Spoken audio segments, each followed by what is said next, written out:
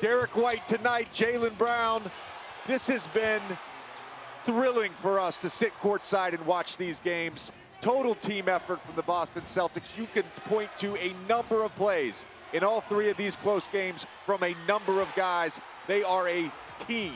Scott, can I follow there Please. a little bit? Just want to make a point about the 35-year-old head coach who's going to the NBA Finals. He took a timeout with about 3:38 left to go because Jason Tatum had picked up his 5th foul. So he lets him sit one defensive sequence, and Jason comes back in, gets a bucket, 3 rebounds, and a steal. And all season long, I've said a season ago, Mr. Mazzulla was thrown into a very tough situation and had to navigate it. And all season long, it feels different to me for him. It feels like he has managed this season.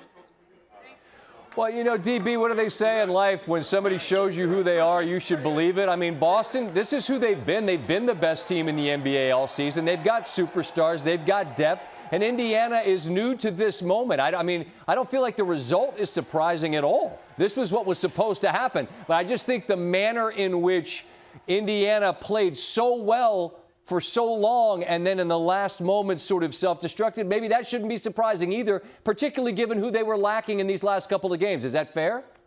That's 100% fair. And I felt like the differentiator was the Celtics have been here before. Sure. There has been a collective experience. Drew Holiday is a former champion. He made big play after big play. The MVP vote it was 5-4, I believe, between Jaylen and probably Jason Tatum. Either guy could have gotten it. There probably could have been some votes for Drew Holiday had he had a bigger night tonight in terms of his scoring. But the strength of the collective has been what Boston is about, and I thought you saw that throughout this series. JJ, the value of rest at this point, and we might very well see it be a lengthy layoff if Dallas is able to finish it off. I wonder, I get the rest that is so valuable, but at the same time, this is a game of rhythm, and you play every other day. Like, now they're going to sit. Now what happens? Well, look, Boston has had other opportunities to rest during these playoffs. The week of the play-in game, they finished off the Heat. They had to wait a little bit for Cleveland to get through Orlando in 7 games. Joe Mazzulla's been here before. He's going to figure out ways to get them in competitive environments during this break. But I actually think this rest is great for this team right now. Joe Mazzulla said this isn't a bench series. This is a starter series. He relied heavily on his starters. Al Horford playing a ton of minutes. You would assume Kristaps Porzingis has enough time now to ramp up and get ready for Game 1 of the NBA Finals. And I would assume that, I know you got a busy life podcasting and things of that nature, but JJ, I know you're getting some golf in between now and next Thursday. I know you're getting out there somewhere, aren't you, kid? Listen, man, I had a pretty good week. I'm not going to lie. I played Camargo yesterday over in Cincinnati. It's a top 25 Seth Rayner course. I played Crooked Stick this morning. I played my home course, The Bridge, on Friday. I'm getting it in no matter what, Scott. I love it. You got that Jones, that golf Jones. We understand that, but we'll look forward to you, DB, and Mike Breen getting back to their day job. Lisa Salters as well with the finals next Thursday. Thank you so much for the time. Thank you. I gave you the stat earlier, right? Games 1 and 3. Boston in the last 5 minutes of both, so 10 minutes total, had the lead for 38 seconds. I don't know the math in this one, but it wasn't much. So that's 3 wins where it's been coin flip time late. We heard what JJ and Doris had to say.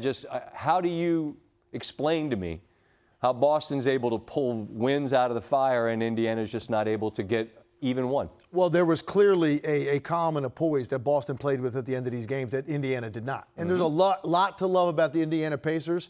And it's a big offseason for them because, as people can see, they're a lot closer to being in the mix in this league and really contending than a lot of people thought they were this big offseason. But the bottom line is all 3 of these games that they lost, obviously one got away from them when Jaylen Brown went off. They weren't really in that game.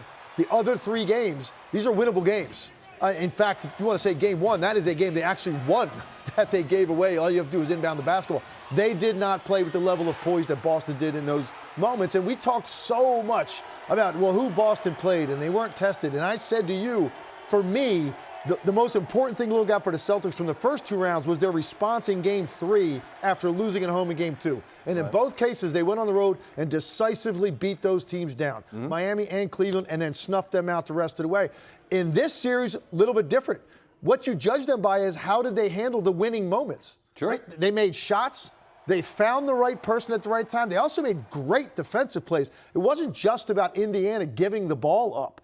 Boston forced a lot of that. You saw great rim protection in this game throughout. The big block by Jaylen Brown and what it leads to on the other end of the floor, capitalizing on mistakes by Indiana. Game one, obviously. Tonight, we'll talk about a play later I thought was a huge momentum play in the game in the fourth quarter. So give the Celtics credit. They did what they had to do in the winning moments. And now here they are in the NBA Finals, and you got these two forwards right now that are absolutely a load to deal with. Look what they did tonight, 55 points combined, 19 boards, 10 assists for the two forwards, and basically shoot 50% from the field. You can't ask more out of Jason Tatum and Jaylen Brown. I agree, and then there's just the depth of scoring options, the experience, the fact that, and look, history never remembers who isn't available, but you don't have to deal with Butler in round one. You have Mitchell's on the bench for Cleveland. Allen was on the bench with a rib issue, couldn't go at all. And now you don't have Halliburton, which clearly, I mean, there were times when we're looking at the Pacers, and again, all credit to them for what they demonstrated in this series. Yeah. But there's chunks, significant chunks of time where you're looking on the floor and you're going,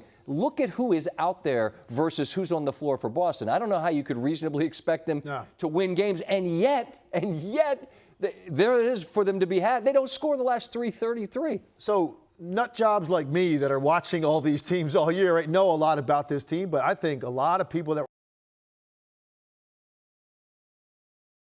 are watching this series have gained a lot of respect for the Indiana Pacers. Without what they to guard. They put up numbers on pretty much everybody they played all year. They did it again in this one without their floor leader. Impressive, but to be fair, you're right. All the teams that they played were missing key pieces. They're also missing a very important piece of Kristaps Porzingis, who we haven't even seen yet, right? And this is their rim protector and a 20-point scorer and an elite-level spacer. Well, and just think, that's just so gross compared, like that the luxury of that many scoring options. Like, you got a guy like Drew Holiday, who is a winner and can guard the other team's best player and get you buckets. You have White that hits the shot that won this game, who's like, oh yeah, he's a third guy. So true, you get Porzingis back because we're off for like a month and a half. The finals don't start till who knows when. So I mean, they're clear favorites over whomever they play next? I wouldn't say clear favorites. I think that's going to be a little bit more interesting than people think based on, well, look, I expect Dallas to come out of the West. They've got to win one more game. But I think you're going to have, a little bit more of a closer betting line, I guess, if that's how you want to look at it, in the finals because of what's happened in the Western Conference Finals. One thing I want to say about Boston and at the end of these games, and you just saw it tonight, Indiana got sped up and it looked a little bit frantic on some of those important possessions. And I felt like everything Boston did, particularly on their shooting and their releases, were so calm. And everything was just so slowed down. And look, that's big game experience. I mean, they've been in these spots so many times. You would expect them to handle it in that manner. Poise is a learned behavior, isn't it? Definitely, no question. And so it's understandable that Boston, who's familiar with the stage and the moments, leans into that, and they execute at a level that Indiana could not. And even though they were swept, Indiana earned certainly the respect of us and everybody that's watching this series. They were tremendous. More from Tim in a moment. Rick Carlisle and his season, a lot to be.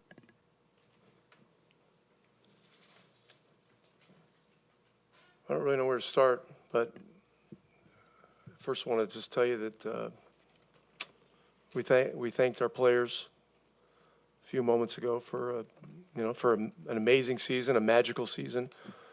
The level of fight was just tremendous all the way through this. Circumstance never fazed them one way or the other.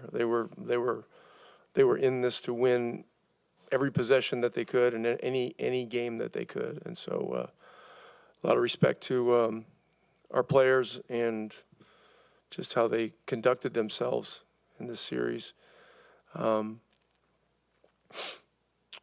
So, it's there were a lot of things accomplished this year. And certainly expectations will be raised for next year, which is good.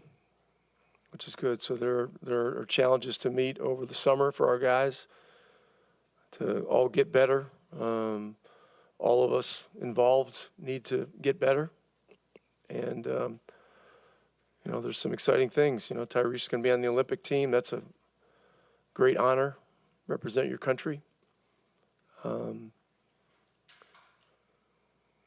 Nemhard, I believe, is going to be with Team Canada. That's going to be a great honor for him. And I think Ben Mathurin will not be cleared to play for Team Canada, but he will be with the team.